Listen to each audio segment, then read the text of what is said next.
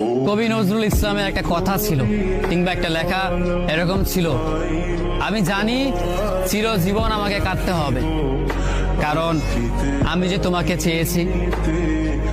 আসলেই আমি যে তাকে চেয়েছি এই জন্য আমাকে সারা জীবন কাটতে হবে, কারণ আমি তাকে কোনোদিন পাবো না, আর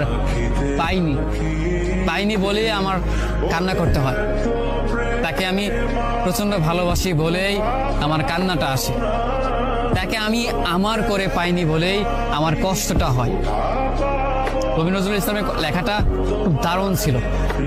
আসলেই তাকে পাইনি বলে আমাকে সারা জীবন কান্না করতে হবে। যদি সে আমার এই ভালোবাসাটা বুঝতো, আমার এই অসীম ভালোবাসাটা বুঝে আমাকে একটু বলতো যে আমি অন্যদের মতো কখনোই তোমাকে ছেড়ে যাব না, তাহলে বিশ্বাস করুন পৃথিবীতে হয়তো আমার চাইতে সুখী মানুষ আর কেউ হতে পারতো না।